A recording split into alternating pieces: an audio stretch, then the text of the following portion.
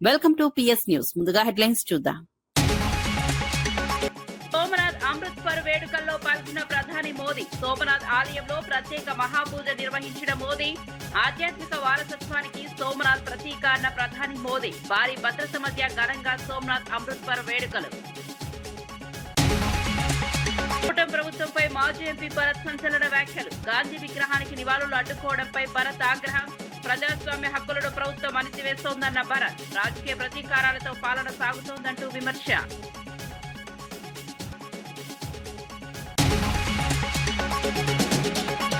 బండి సంజయ్ కుమారుడి కేసుపై మంత్రి పొన్నం స్పందన. నిక్షేపపాత దర్యాప్తు జరుగుతోందంటూ పొన్నం స్పష్టం. దోషులు ఎంతటి వారైనా తప్పించుకోలేరన్న మంత్రి పొన్నం. బాధిత కుటుంబానికి ప్రభుత్వం అండగా ఉంటుందన్న పొన్నం.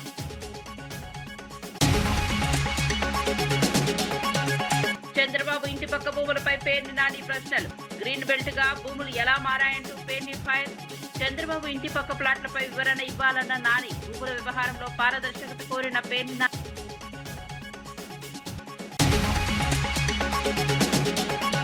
తెలంగాణలో బీజేపీకి అవకాశమే లేదంటూ మహేష్ ఫైర్. మోదీ దేశానికి కాదు బీజేపీకే ప్రధానిగా మారాడన్న మహేష్.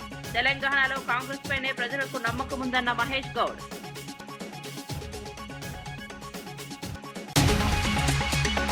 గుజరాత్ లోని గిర్ సోమనాథ్ జిల్లాలో జరుగుతున్న సోమనాథ్ అమృత్సర్ 2026 వేడుకలు ఘనంగా కొనసాగుతున్నాయి. ప్రధాని నరేంద్ర మోదీ సోమనాథ్ ఆలయాన్ని సందర్శించి ప్రత్యేక మహాపూజ నిర్వహించారు. అనంతరం ఆలయ శిఖరంపై ప్రత్యేక కుంభాభిషేకం, ధ్వజారోహణ కార్యక్రమాల్లో పాల్గొన్నారు. దేశవ్యాప్తంగా వచ్చిన భక్తులు, సాధువులు, బీజేపీ నేతలు ఈ వేడుకలకు హాజరయ్యారు.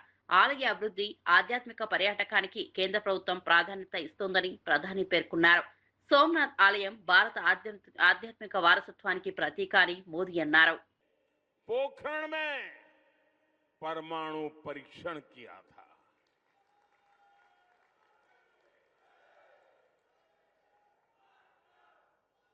देश ने 11 मई को पहले 3 परमाणु परीक्षण किए। हमारे वैज्ञानिकों ने भारत के सामर्थ्य को, भारत की क्षमता को वैज्ञानिकों ने दुनिया के सामने रखा। दुनिया में तूफान आ गया। भारत, उसकी ये हैसियत, ये कौन होता है भारत जो परमाणु परीक्षण करे? और दुनिया की आंखें लाल हो गई। दुनिया भर की शक्तियां भारत को दबोचने के लिए मैदान में उतरी। अनेक प्रकार के बंधन लग गए। आर्थिक संकट की संभावनाओं के रास्ते सारे के सारे बंद कर दिए गए। कोई भी हिल जाता। जब दुनिया भर की बड़ी बड़ी शक्तियां इतना बड़ा आक्रमण कर दें तो आगे के रास्ते दिखते नहीं है। लेकिन हम कोई और मिट्टी के बने हुए हैं।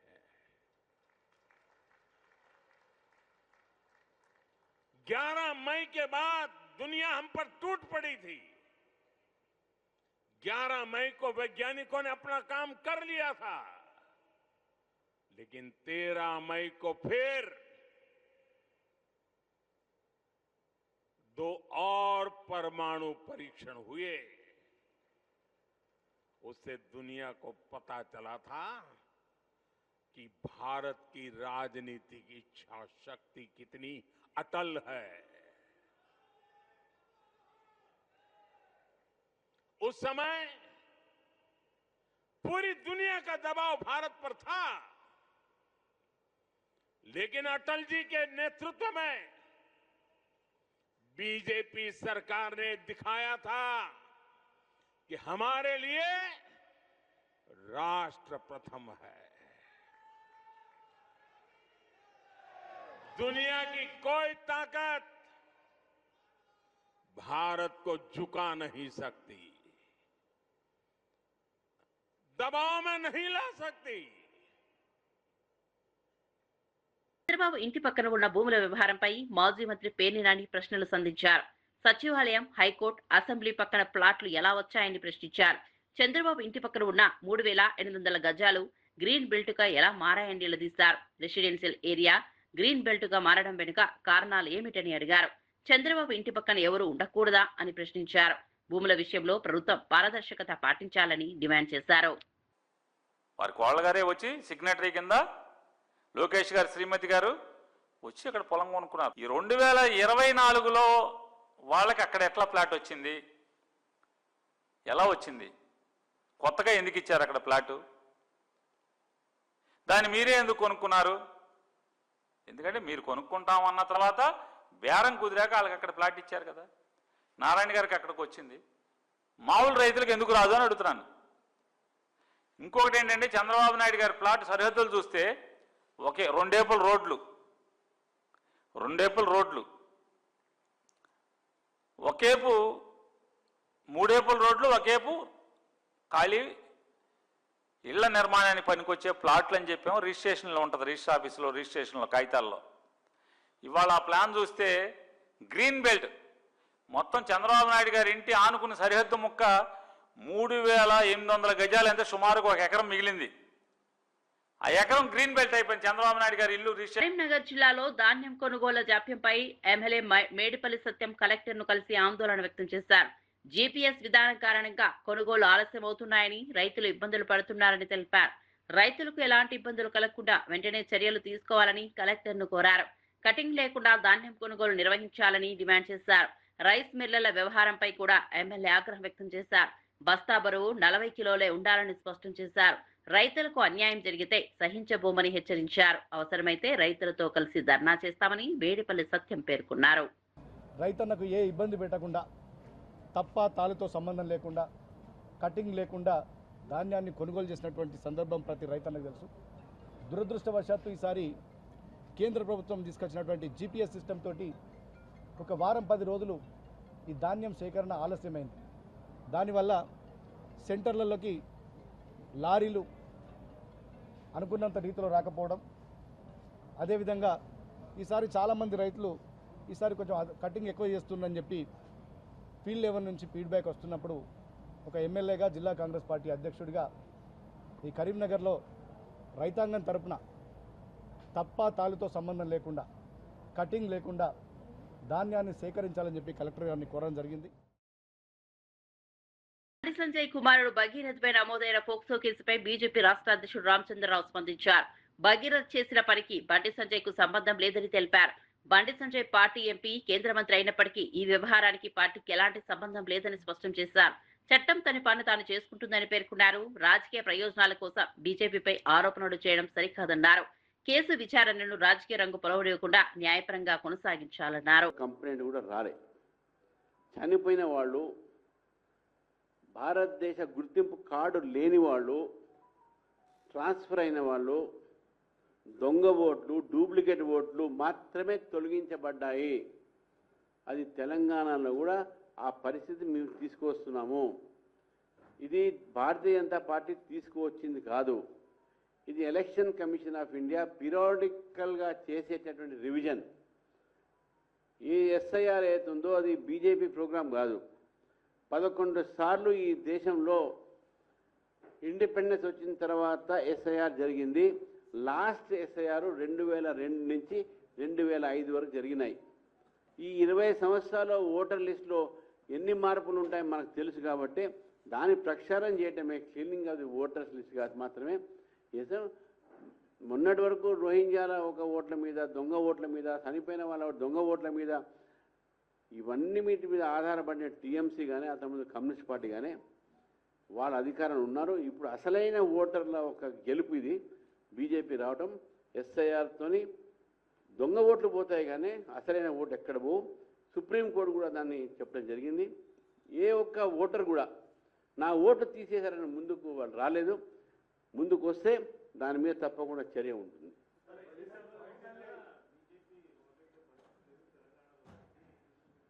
ప్రధాని మోదీ హైదరాబాద్ పర్యటనపై ప్రొఫెసర్ కోదండరాం కీలక వ్యాఖ్యలు చేశారు. జనగణనలో కులగణన 42% రిజర్వేషన్లపై ప్రధాని ప్రకటన చేస్తారని ఆశించామని అన్నారు. కానీ మోదీ కేవలం శుభాషితాలు మాత్రమే చెప్పారని విమర్శించారు. పెట్రోల్ తక్కువ వాడాలి, బంగారం కొనొద్దు, విదేశీ పర్యటనలు తగ్గించండి అనే విషయాలు చెప్పడానికి ఇంత దూరం రావాల్సిన అవసరం లేదన్నారు. తెలంగాణ విభజన హామీలు, రాష్ట్ర అభివృద్ధిపై స్పష్టత వస్తుందని భావించామని, కానీ నిరాశే మిగిలిందన్నారు. తెలంగాణ ప్రజల ఆశలకు అనుగుణంగా కేంద్రం స్పందించలేదని కోదండరాం విమర్శించారు. చేస్తారనుకుంటే వచ్చింది ఇది సుభాషితాలు చెప్పటానికే వచ్చినట్టుగా కనబడ్డది. పెట్రోలు తక్కువ వాడండి, కార్లు వాడకండి, మెట్రో రైల్లో ప్రయాణించండి, బంగారం కొనకండి, విదేశీ ప్రయాణాలు చేయకండి, ఇవి చెప్పటానికి ఇంత దూరం రావాల్సిన అవసరం లేదు.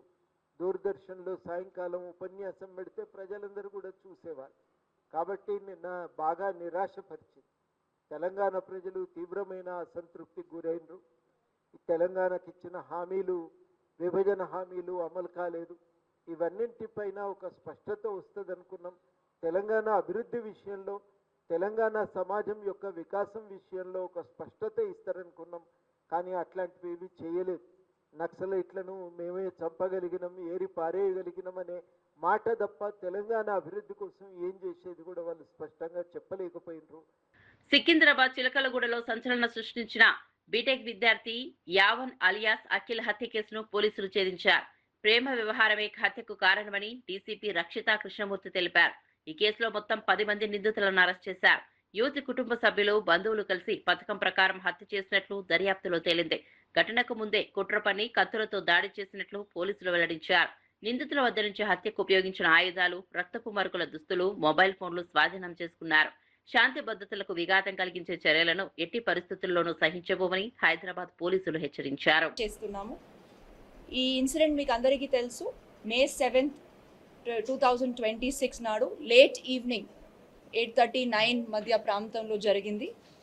అండ్ మనకి లేట్ నైట్ వాళ్ళ తండ్రి మనకి పెటిషన్ ఇచ్చారు. ఇమీడియట్లీ మేము crime 231/26 under murder sections, unlawful assembly and writing with deadly weapons case register చేసి ఇమీడియట్లీ ఇన్వెస్టిగేషన్ ప్రారంభం చేశాము. ఈ ఇన్వెస్టిగేషన్లో అవసరమైన టీమ్స్, ఒక 5 టీమ్స్ ఫామ్ చేశాము చిలకలగూడ డివిజన్లో. SHO ఆధ్వర్యంలో, రామకృష్ణ ఆధ్వర్యంలో, మధు DI ఆధ్వర్యంలో, under the guidance of ACP and additional DCP Narsaiah. These teams operated and ఈరోజు 10 మందిని అరెస్ట్ చేస్తున్నాము. ఈ details of the accused persons ఎవరున్నారో, A1 వచ్చేసి అలబోయిన సాయి కిరణ్, వాళ్ళు ప్రైవేట్ ఎంప్లాయీ, మీకు అందరికీ తెలుసు. వాళ్ళ మీద ఆల్రెడీ ఒక రౌడీ షీటర్ ఉంది చిలకలగూడ PSలో. A2 Rajam Paramesh Kumar Yadav, A3 Rajam Vamshikrishna, A4 Rajam Manish, A5 Siriguri Rahul, A6 Kuchulla Shivanandan Yadav, A7 Rajam Narasimha Yadav, A8 Rajam Srisailam Yadav, A9 Rajam Mallesh Yadav and ఒక మైనర్ అబ్బాయి కూడా ఉన్నారు. సో ఒక CCL ఇస్ దేర్.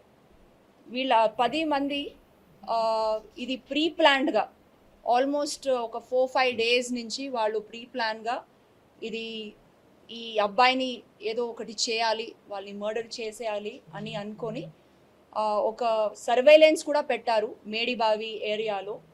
ఎప్పుడైనా వాళ్ళు ఇప్పుడు ఇక్కడ వస్తే వాడిని కొట్టేయాలి అని. మొన్న 7th నాడు వాళ్ళ ఫ్రెండ్ ఇంటికి, సుబ్బు అని వాళ్ళ ఫ్రెండ్ ఇంటికి వస్తే ఇమీడియట్లీ వీళ్ళందరికీ ఇన్ఫర్మేషన్ వెళ్ళింది. సో ముందు నుంచి 6 మంది అక్యూజ్డ్ వాళ్ళు సుబ్బు వాళ్ళ ఇంటి దగ్గర వచ్చి కొంతమప్పుడు గొడవలు స్టార్ట్ అయింది. ఇమీడియట్లీ ఆ గొడవల వల్ల ఒకరు కత్తి తీసి వాళ్ళని స్టాబ్ చేసిన తర్వాత మిగిలిన వాళ్ళు కూడా అదిలో వాళ్ళని చేతులతోటి కాళ్ళతోటి కొట్టి ఆల్మోస్ట్ ఒక 16-17 స్టాబ్స్ ఇంజురీస్ అయ్యింది అబ్బాయి మీద, వాళ్ళ నెక్ మీద, in front of the neck, head మీద and other parts of the body. So వాళ్ళని ఇమీడియట్లీ వాళ్ళ ఫ్రెండ్స్ ఎవరున్నారో గాంధీ హాస్పిటల్కి షిఫ్ట్ చేశారు. షిఫ్ట్ చేసిన తర్వాత అక్కడ హాస్పిటల్లో అబ్బాయిని డిక్లేర్ డెడ్ అని చెప్పారు.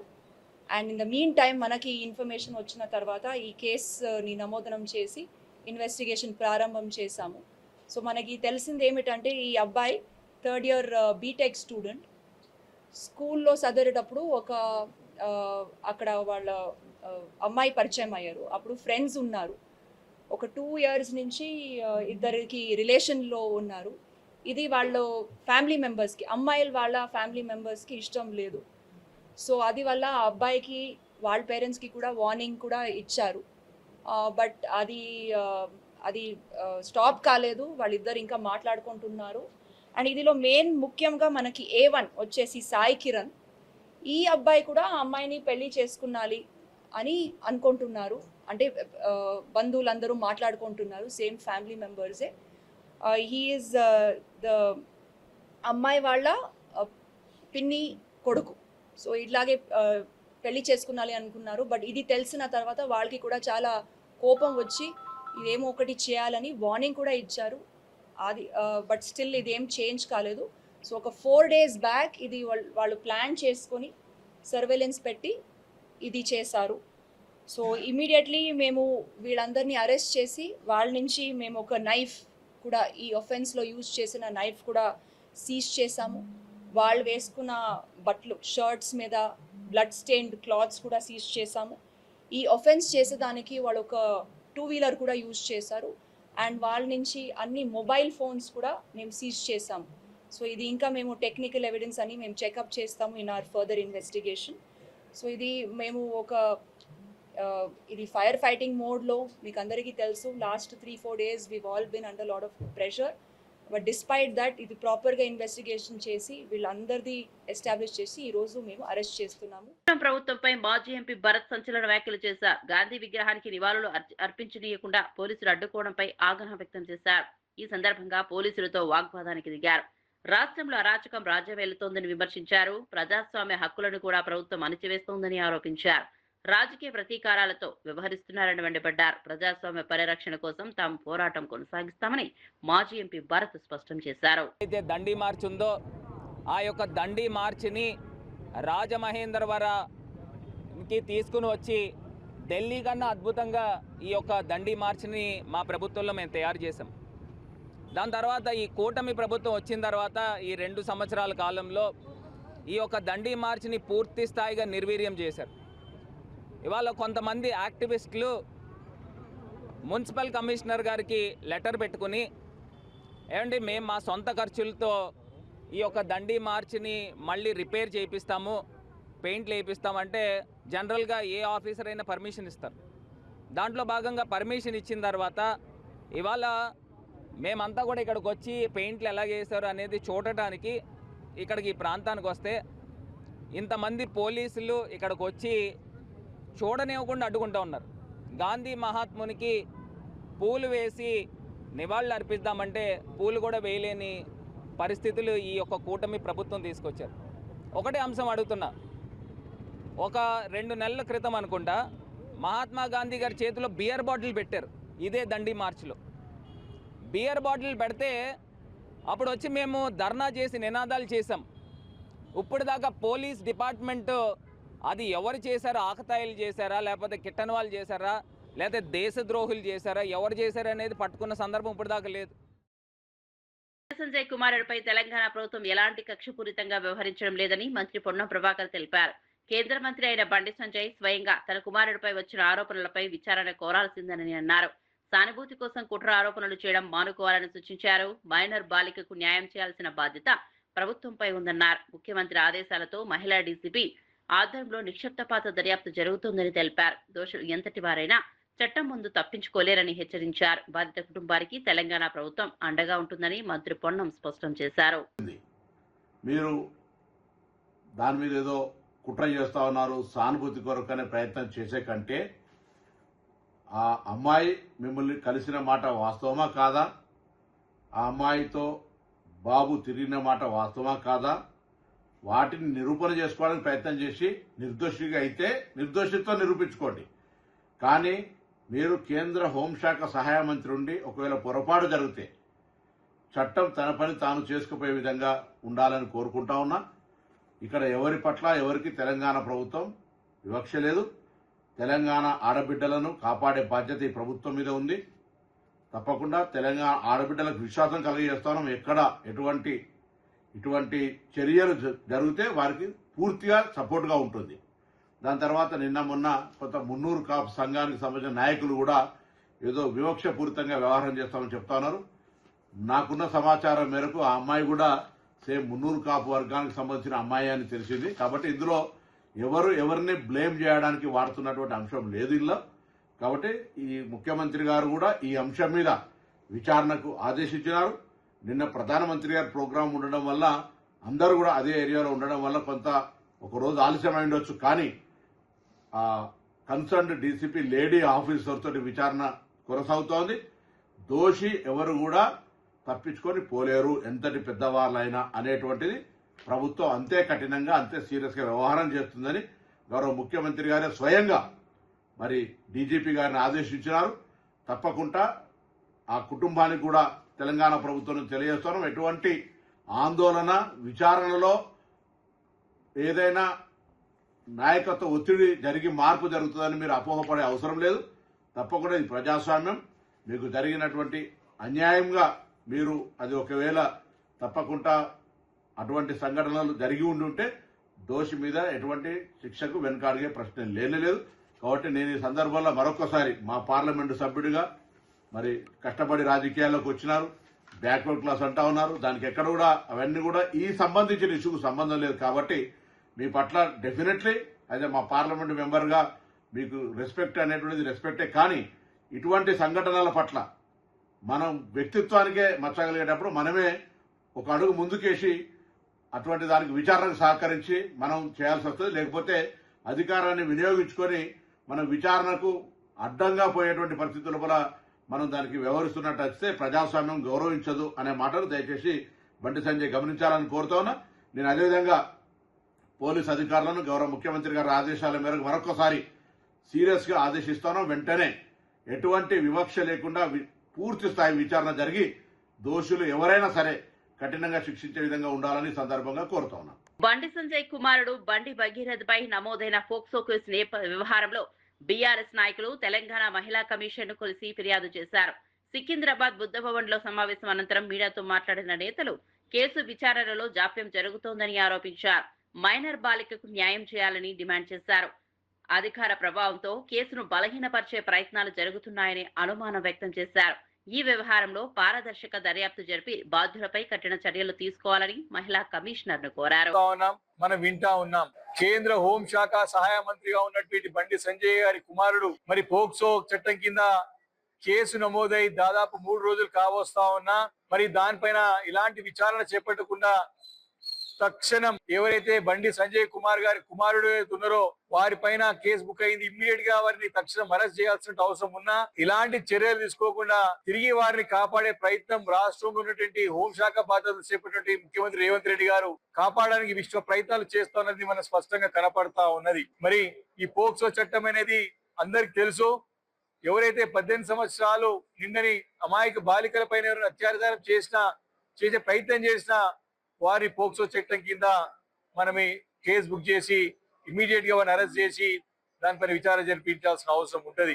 కానీ 3 రోజులు కావస్తా ఉన్నా మరి ఇలాంటి చర్యలే కాదు మరి వారిని కాపాడే ప్రయత్నం జరుగుతూ ఉంది.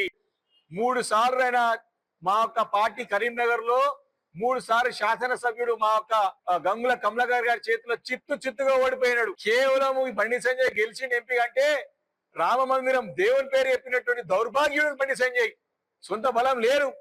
ఎలక్షన్స్ ముందేమో చిప్ప చేత పెట్టుకుని నాకు ఏమి లేదని చెప్పి అమాయకుని అన్ని తాకట్టు పెట్టుకున్నా అని చెప్పేసి ప్రజలకి దండం పెట్టుకుని గెలిచిన తర్వాత 100 కోట్లు ఏడికెళ్ళి వచ్చే బండి సంజయ్ గారిని అడుగుతా ఉన్నాం. సమానం చెప్పాలి. మొన్న జరిగిన కరీంనగర్ ఎన్నికల్లో కోట్ల రూపాయలు ఎట్ట ఖర్చు పెట్టాం అడుగుతున్నాం ఈ రోజు మేము. కాబట్టి చాలా క్లియర్ గా నీ యొక్క రాజకీయ చరిత్ర అందరికి తెలుసు. 2018కి ముందు ఏముంటే నువ్వు ఈ రోజు ఏమున్నావు నువ్వు. బ్లాక్ మెయిల్ రాజకీయాలకి రేవంత్ రెడ్డితో చీకటి ఒప్పందాలు చేసుకుని చీకటి వ్యాపారాలు చేసుకుంటా హైదరాబాద్ పర్యటనలో ప్రధాని మోదీ చేసిన వ్యాఖ్యలను ఎంపీ చామల కిరణ్ కుమార్ రెడ్డి తీవ్రంగా తప్పుపట్టారు. రాజకీయాలు మాట్లాడనని చెబుతూ మోదీ పూర్తిగా రాజకీయ వ్యాఖ్యలకే పరిమితమయ్యారని విమర్శించారు. మన్మోహన్ సింగ్ గుజరాత్ కు చేసిన సహాయం కంటే ఎక్కువ తెలంగాణకు ఇస్తున్నామని చెప్పడం విడ్డూరమన్నారు. నాతో కలిస్తేనే అభివృద్ధి అన్నట్లుగా మోదీ మాట్లాడడం ఫెడరల్ స్ఫూర్తికి విరుద్ధమని పేర్కొన్నారు. తెలంగాణ అభివృద్ధికి సహకరించాలని సీఎం రేవంత్ రెడ్డి చేసిన విజ్ఞప్తిని కూడా ప్రధాని రాజకీయంగా మలిచారని ఆరోపించారు. విషయాన్ని ఆయన మూడోసారి ప్రధానమంత్రి అయిన తర్వాత వచ్చినటువంటి నరేంద్ర మోడీ గారిని రిక్వెస్ట్ చేసి దాంట్లో భాగంగానే ఆయన గతంలో మన్మోహన్ సింగ్ గారు ప్రధానమంత్రిగా ఉన్నప్పుడు మీకు సహకరించి గుజరాత్ మోడల్ని ఎలా తీర్చిదిద్దిర్రు మీరు, అలాగే మీరు ఇప్పుడు ప్రధానమంత్రి గురు కాంగ్రెస్ సీఎంగా నేనున్నా కాబట్టి నాకు సహకరించాలన్న దానికి స్పందిస్తూ నరేంద్ర మోడీ గారు రాజకీయం మాట్లాడను అని చెప్తూనే రాజకీయం మాట్లాడుతూ నేను ఒకవేళ మన్మోహన్ సింగ్ గారు ఇచ్చినట్టు ఇస్తే ఇప్పుడు ఇచ్చిన దాంట్లో సగం కూడా రావని చెప్పడం విడ్డూరంగా ఉంది. భారతదేశంలో ఎన్నో సంవత్సరాలు అధికారంలో ఉన్న కాంగ్రెస్ పార్టీ తీసుకొచ్చినటువంటి ఎన్నో సంస్థలే ఈరోజు ఉన్నాయి తప్ప బీజేపీ వాళ్ళు వచ్చిన తర్వాత కేవలం వాళ్ళు మాటలకే పరిమితమయ్యారు. కొన్ని సెంటిమెంట్ ఇష్యూస్ని తీసుకొని ప్రజలలో విభేదాలు ప్రతిపక్షాలను నిర్వీర్యం చేయాలన్నటువంటి పరిస్థితినే రాజకీయంగా తీసుకురు తప్ప, ఎందుకంటే దానికే నిదర్శనం నిన్నటి సబ్జెక్ట్. ఎందుకంటే ఒకవేళ నువ్వు అనుకున్న దాకా రీచ్ కావాలి అనుకుంటే, సాధించాలనుకుంటే తెలంగాణ కోసం ఏదంటే నాతోటి కలువు అప్పుడే సాధ్యమైందని చెప్పకనే చెప్పిండు నరేంద్ర మోడీ గారు. అంటే అర్థమైంది, భారతదేశంలో ఏ ప్రతిపక్ష పార్టీ ఉండొద్దు, ఏ ప్రతిపక్ష పార్టీలో ఉన్నటువంటి ముఖ్య నాయకులు కూడా ఉండొద్దు, ఉంటే నాతోటి ఉండాలి, లేదంటే వాళ్లకు డెవలప్మెంట్ జరగదు. అంటే డబుల్ ఇంజన్ సర్కార్ ఉంటే తప్ప ఈ దేశంలో నరేంద్ర మోడీ గారు చెప్పేది ఏంటంటే బీజేపీకి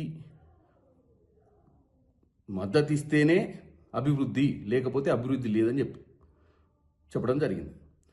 నేను ఒకటే అడుగుతున్నా మోడీ గారు మీరు గతంలో కూడా ఎప్పుడైతే మీరు తెలంగాణ అంశాల గురించి 2 సార్లు మాట్లాడినప్పుడు తల్లిని చంపి బిడ్డను బతికిచ్చిరని చెప్పింది మీరే. అంటే మీకు తెలంగాణ మీద ఉన్నటువంటి తెలంగాణ డెవలప్మెంట్ మీద కానీ, తెలంగాణ ఆవిర్భావం మీద కానీ, తెలంగాణ మీద ఉన్నటువంటి మీ ఆలోచన ఏందో మీరు చెప్పకనే చాలాసార్లు చెప్పారు 7వ ఫ్లోర్లో. మీతో పాటు ఈ మధ్యకాలంలో తేజస్వి సూర్య విభజనను పాకిస్తాన్ ఇండియా విభజనగా పోలిస్తే కూడా మీరు స్పందించలేదు. దీన్ని బట్టి చూస్తే మీకు తెలంగాణ మీద ఏమాత్రం కూడా చిత్తశుద్ధి లేదు. ఉంటే తెలంగాణ విభజన జరిగినప్పుడు ఉన్నటువంటి మిగులు హామీలను ఎప్పుడో నెరవేరుదురు. ఈరోజు చంద్రబాబు నాయుడు గారు మీకు మద్దతు పలికినందుకు ఆంధ్రప్రదేశ్కి ఏ విధంగానైతే సహకరించాలనుకుంటుర్రో, ఎందుకంటే వాళ్ళు డబుల్ ఇంజన్ సర్కార్లో ఉర్రు కాబట్టి, అదేవిధంగా మీరు ఒక ప్రధానమంత్రి భారతదేశానికని మర్చిపోవద్దు. మీరు ప్రధానమంత్రి ప్రతి రాష్ట్రం నుంచి వచ్చే నిధులనే మీరు తిరిగి డెవలప్మెంట్కి ఇస్తారు. మీకు స్వతహాగా ఏమి నిధులు ఉండవు. కాబట్టి ఏ రాష్ట్రానికైనా ఏదో ఒక మెజర్మెంట్ ప్రకారం, అంటే వాళ్ళ నుంచి కలెక్ట్ చేసేటువంటి ట్యాక్స్ల పరంగా కానీ, లేకపోతే అక్కడ జరుగుతున్నటువంటి డెవలప్మెంట్ కార్యక్రమాలకు కానీ సమానంగా పంచాల్సిన అవసరం ఉంది. కాబట్టి దీంతో తేటతెల్లమైంది ఏంటంటే ఈ దేశంలో ఏ పొలిటికల్ పార్టీని ఉండనియొద్దని, ఏ పొలిటికల్ పార్టీ మీదైనా ప్రెజర్ అయినా తీసుకొస్తారు, లేకపోతే అభివృద్ధి అంశం మీద ఇలాంటి టార్గెట్ అయినా చేస్తారనేది క్లియర్గా అర్థమైంది. రేవంత్ రెడ్డి గారు కేవలం నిన్న రాష్ట్ర భవిష్యత్ కోసం, రాష్ట్ర ప్రయోజనాల కోసం, రాష్ట్రంలో ఇచ్చినటువంటి హామీలను నెరవేర్చనికనే ఆయన నరేంద్ర మోడీ గారిని ప్రాధేయపడ్డారు. కానీ దాన్ని మాట్లాడనంటూ రాజకీయంగానే మాట్లాడడం జరిగింది. తెలంగాణలో బీజేపీ మొలకెత్తే అవకాశమే లేదని టీపీసీసీ చీఫ్ మహేష్ కుమార్ గౌడ్ అన్నారు. ప్రధాని మోదీ రాష్ట్ర పర్యటనపై స్పందించిన ఆయన, మోదీ దేశానికి ప్రధానిగా కాకుండా బీజేపీకి ప్రధానిగా వ్యవహరిస్తున్నారని విమర్శించారు. అన్ని రాష్ట్రాలకు సమాన నిధులు కేటాయించి ఆదుకోవాల్సిన బాధ్యత ప్రధానికి ఉందన్నారు. కానీ రాజకీయాలకే ఎక్కువ ప్రాధాన్యత ఇస్తున్నారని మండిపడ్డారు. తెలంగాణ ప్రజలు ఈ విధానాన్ని అంగీకరించారని స్పష్టం చేశారు. ప్రధాని ఎన్నిసార్లు తెలంగాణకు వచ్చినా బీజేపీ బలపడే పరిస్థితి లేదన్నారు. పశ్చిమ బెంగాల్లో సెక్యులర్ ఓట్లు తొలగించడం ద్వారా బీజేపీ అధికారంలోకి వచ్చిందని ఆరోపించారు. తెలంగాణలో మాత్రం కాంగ్రెస్ ప్రభుత్వంపైనే ప్రజలకు నమ్మకం ఉందని మహేష్ కుమార్ గౌడ్ పేర్కొన్నారు. ఈ రాష్ట్రం కొత్తగా అవతరించిన రాష్ట్రం, 12 సంవత్సరాల రాష్ట్రం, చిన్న రాష్ట్రం, కొత్త రాష్ట్రం. ఇక్కడ ఇవ్వాల్సినటువంటి నిధులు, విధుల గురించి మాట్లాడాల్సి ఉండాల్సింది. విభజన హామీలో ఇచ్చినటువంటి హామీల గురించి, విభజన చట్టంలో హామీల గురించి మాట్లాడి ఉంటే బాగుండేది. ఈ రాష్ట్రాన్ని అన్ని రకాలుగా ఆదుకోవాల్సినటువంటి ప్రధానమంత్రి గారు కేవలం రాజకీయాలు మాట్లాడి ఈ రాష్ట్రంలో మేమే వస్తామనే మాట చెప్పడం వారు బీజేపీ పార్టీ కొరకే వచ్చినట్టుగా కనబడతా ఉంది.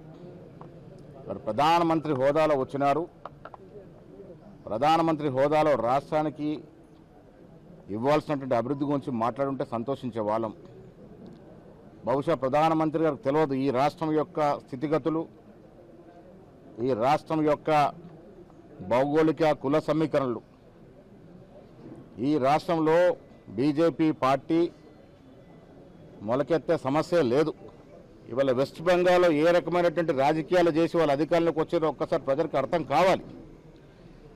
1 కాదు 2 కాదు 92 లక్షల ఓట్లు తీసేశారు. సెక్యులర్ భావాలు కలిగినటువంటి ఓట్లు తీసేసి అక్కడ అధికారంలోకి వచ్చే ప్రయత్నం చేసినారు. ఇక్కడ తెలంగాణ కూడా అలాంటి ప్రయత్నాలు సాగవు. తెలంగాణ ప్రజలు విఘ్నులు. తెలంగాణ ప్రజలు లౌకికవాదం నమ్ముకున్న ప్రజలు కాబట్టి ఇక్కడ అలాంటి పప్పులేం ఉడకవు. ప్రధానమంత్రి గారు ఇంకెన్నిసార్లు వచ్చినా వారు ఒక ప్రధానిగా ఇక్కడ ఇవ్వాల్సిన నిధులు విధులు ఇవ్వాల్సిందే తప్ప రాజకీయంగా వారు ఎన్ని మార్లు పర్యటనలు చేసినా ఇక్కడ బీజేపీ బలపడే అవకాశమే లేదు. మరిన్ని అప్డేట్స్ కోసం చూస్తూనే